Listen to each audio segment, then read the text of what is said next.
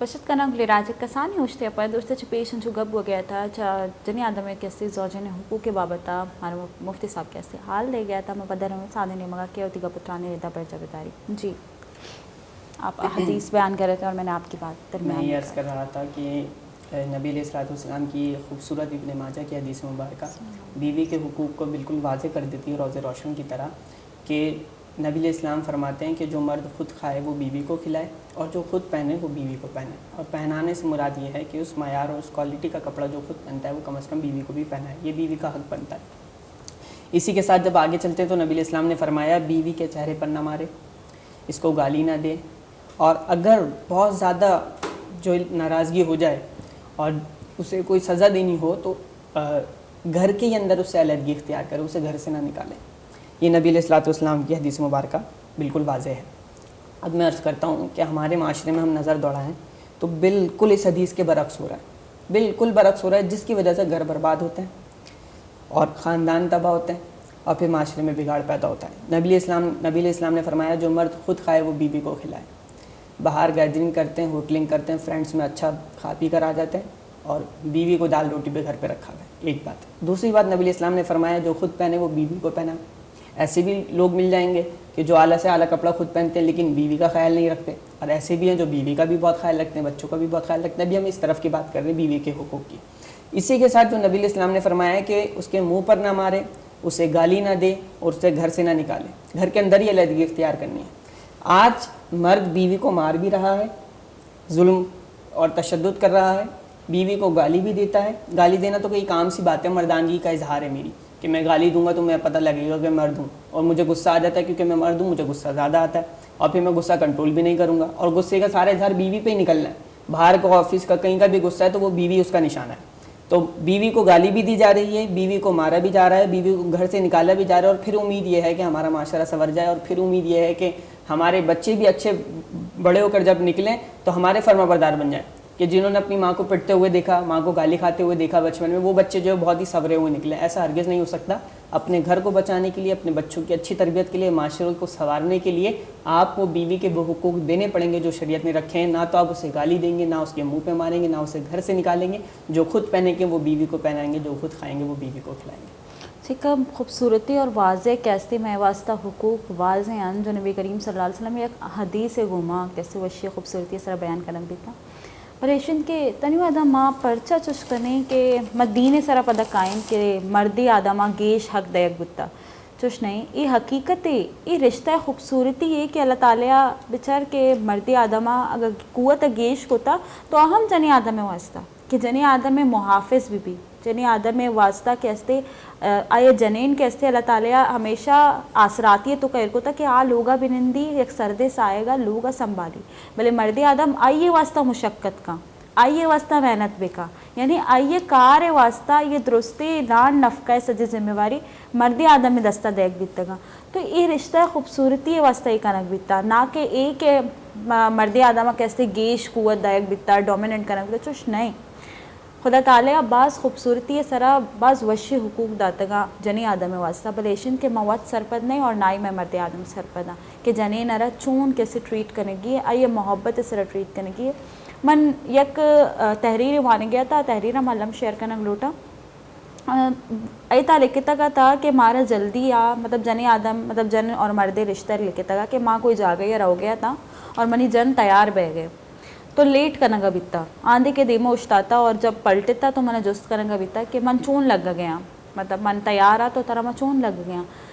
تو ماں غصہ ہے تو کب بیتا گا چونکہ میں لیٹ بہ گا بیتا گا, ٹائم نہ رسا گا بیتا کہ تمہارا جلدی آج آگیا رسے کی بیتا. تو ماں ہوتی جائیں گوشتا کہ ایک کا ٹائم ترا لگتا تیار بہ گا اور انگا تو من جست کرے گا کہ چون لگ گا, چیز ضرورت ایک کا میک اپ کریں گے, چیز ضرورت ایک کا سجگ سورے گے, اور چیز ضرورت ہے کہ وہ تارا انچو سیٹ کریں گے بس انچو در بیت کے من وشی میں دستا منی جنے چم عرصہ پور بیتگا اور آشوتا واش روم واپس درد کا یہ میک اپ شوشتگا چادر زورتگی چادر سرا کو تک شوشتگی بیری.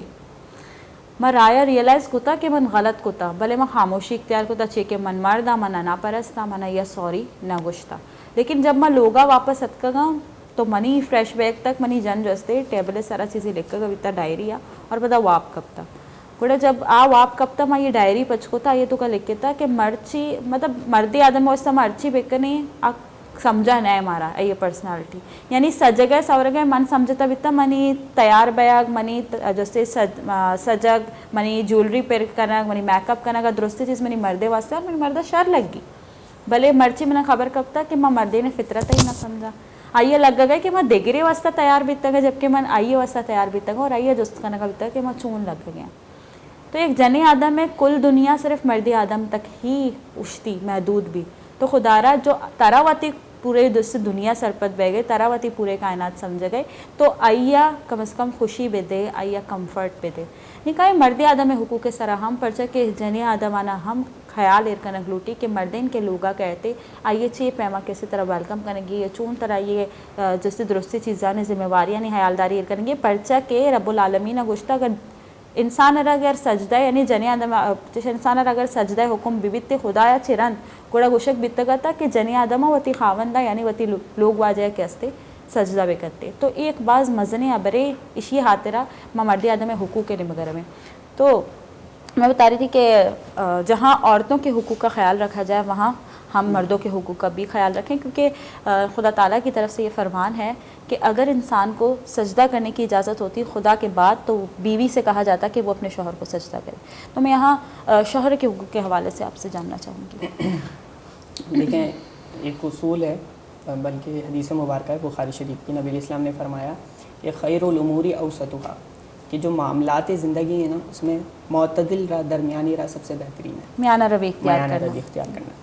तो लिहाजा जब बीवी के हुकूक बयान हुए तो मियाना रवि का तकाजा ये कि शौहर के हुकूक बयान चाहिए और शौहर के हुकूक के अंदाज़ा सबसे पहले हम इस बात से लगा सकते हैं नबी इस्लाम का फरमान मौजूद है कि अल्लाह ने गैरुल्लाह को सजदा हराम किया है अल्लाह के अलावा किसी और को सजदा करना, लेकिन अगर अल्लाह किसी को सजदे का हुक्म देता तो शौहर को बीवी को हुक्म देता कि वो शौहर को सजदा करे क्योंकि शौहर का मर्तबा अल्लाह ताला ने बहुत रखा है।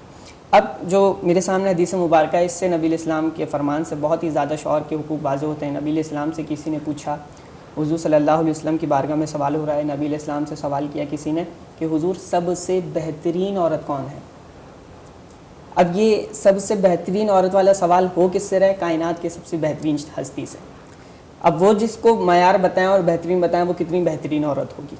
तो नबी इस्लाम से पूछा कि हुज़ूर सबसे बेहतरीन औरत कौन है। तो नबी इस्लाम ने इरशाद फरमाया कि सबसे बेहतरीन औरत वो है कि जब शौहर इसे देखे तो वो शौहर का दिल खुश कर दे, जब शौहर इसको हुक्म दे तो वो उसकी इताअत करे और अपनी जान में अपने माल में कोई ऐसा काम ना करे जो शौहर को नापसंद हो। ये नबी इस्लाम ने फरमाया ये औरत सबसे बेहतरीन है और फरमाया इसकी मुखालफत अपने शौहर की मुखालफत ना करें। अब इस हदीस के पैराए में तनाजुर में मैं एक बात अर्ज़ करूँ, कुछ ख़वातीन ऐसी होती हैं कि जिनका मिजाज ही मुखालफत वाला होता है। शौहर ने जो बात की उसकी मुखालफत करनी है, इसी में उनकी ज़िंदगी का मज़ा है। अब कुछ शौहर होते हैं शरीफ जो बर्दाश्त भी कर जाते हैं, अपने हुकूक तलफी होती है तो ठीक है जाने तो कोई मसला नहीं है। तो लेकिन होता क्या है, ऐसा नहीं करना चाहिए। शौहर की इताअत में ही जो है ना ज़िंदगी का मज़ा है बीवी के लिए कि वो शौहर की इताअत करे और उसका दिल खुश करे। देखें यहाँ पे हदीस आई कि अपने जान और माल में कोई ऐसा काम ना करे जो उसे नापसंद हो। अब इसी हदीस से भी ये बात भी साबित होती है और शरई मसला भी है। मिसाल के तौर पे आईब्रोज़ बनाना है या कोई भी ऐसा काम आपके जिस्म पर अपनी जान पर करना है कि जो आपको उमूमी तौर पे इजाज़त नहीं मिलती, लेकिन शौहर को अपनी तरफ रागिब करना है, शौहर की रगबत के लिए आपका वो अमल जायज़ हो जाता है करना। सिर्फ जायज़ नहीं होता, सवाब हो जाता है क्योंकि आप अपने शौहर को अपनी तरफ रागिब करना चाह रही हैं। तो शौहर की रज़ा का हुसूल बहुत अहम है, शौहर की रज़ा हासिल करना ये बहुत अहम चीज़ है। इसी के साथ मैं एक अर्ज़ करूँ, नबी इस्लाम की हदीस मुबारक सही बुखारी और सही मुस्लिम दोनों में ये मौजूद है। नबी इस्लाम ने फरमाया कि मैंने जहन्नम में औरतों की कसरत देखी। साहबा ने अर्ज़ की, मतलब नबी इस्लाम ने फरमाया कि जब मैंने कसरत देखी तो उसकी वजह जो थी वो थी नाफरमानी, नाशुक्री, वो नाशुक्री करती थी। तो साहबा ने अर्ज़ की हुज़ूर वो अल्लाह की नाशुक्री करती थी। नबी इस्लाम ने फरमाया नहीं। अर्ज़ की हुज़ूर फिर वो किसकी नाफरमानी नाशुक्री करती थी? तो फिर नबी इस्लाम ने फरमाया वो अपने शौहरों की नाशुक्री करती थी, अपने शौहरों की नाशुक्री करती थी। अब जो हदीस के अगले लफ्ज़ हैं इससे हर इंसान ज़ी शऊर और ज़ी अकल इत्तफ़ाक़ करेगा कि वाकई ये फ़ैक्ट है जो ख़वातीन में उमूमन पाया जाता है। नबी इस्लाम ने आगे फरमाया कि ए मेरे साहबा लव अहसनता इला इहदाहुन्ना दहरा, हदीस मुबारक के लफ्ज़ है। फरमाया लव अहसनता इला इहदाहुन्ना दहरा کہ تم اگر ان پر احسان کرو، ان کے ساتھ بہترین سلوک کرو، الا احداہن الدہر، ایک لمبے عرصے تک. پھر کیا فرمایا؟ ثم رات من کا شیئن، پھر تم میں یہ کوئی کمی دیکھ لیں، کوئی چیز دیکھ لیں، تو پھر کہتی ہیں قالت ما رأیت منک، کہ کہتی ہیں کہ ہم نے تو کبھی بھی نہیں دیکھا خیرن قط، اس میں کبھی بھی کوئی بھلائی دیکھی ہی نہیں. یہ ایک عورت کا مزاج ہے. ایک لمبے عرصے تک اس کے ساتھ حسن سلوک کرو، اس کی خواہشات بھی پوری کرو، اس کے حقوق بھی پورے کرو، تمام تر معاملات بہترین چل رہے ہیں، کبھی ایک کمی رہ گئی، کبھی ایک خواہش پوری نہیں کی، ایک ضرورت پوری نہیں کی، تھوڑی سی حق تلفی ہو گئی، تو عفو درگزر کرنے کے بجائے تم نے تو میرے لیے کبھی کچھ کیا ہی نہیں، تم نے میرے لیے کیا ہی کیا ہے. تو یہ جو ہے نا، یہ مزاج بہت غلط ہے. وہ کہتے ہیں نا کہ ساری کیے دھرے پر پانی پھینک دینا، محاورہ ایک.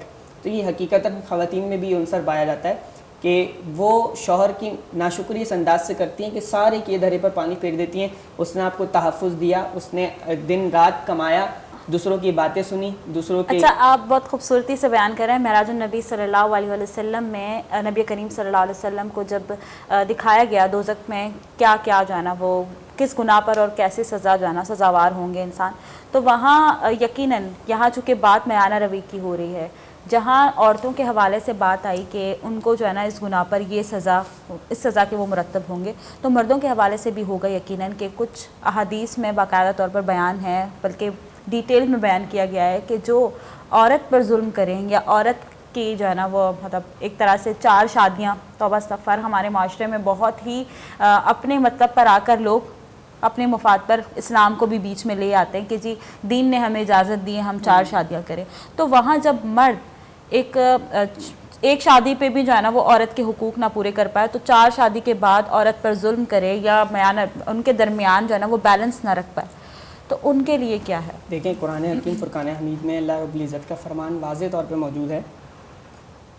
جہاں نکاح کا حکم آیا تھا اس میں اللہ تعالیٰ نے ارشاد فرمایا کہ تم میں سے جو چاہے 1 یا 2 یا 3 یا 4، جہاں 4 شادی کی اجازت دی، اسی آیت کا یہ حصہ یہ مرد حضرات بھول جاتے ہیں کہ جو اپنے مفاد کے لیے یہ چیز سامنے لے آتے ہیں فوراً، بھائی 4 شادیاں کرنا جائز ہے، 4 شادیاں کرنا جائز ہے، لیکن ایک بیوی کے نان نفقہ، اس کے حق مہر، اس کے حقوق، اس کا تحفظ، اس کی تعلیم و تربیت، اس کو عزت دینا، اکرام دینا، تعظیم دینا، یہ آپ پر جائز نہیں ہے، یہ آپ پر فرض ہے.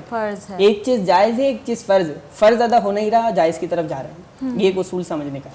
پھر دوسری بات یہ ہے کہ اسی آیت کا حصہ ہے کہ اگر تم ایک میں 2 میں عدل نہ کر سکو تو تمہارے لیے ایک ہی کافی ہے. یہ آیت ہی ہے قرآن کی، موجود ہے.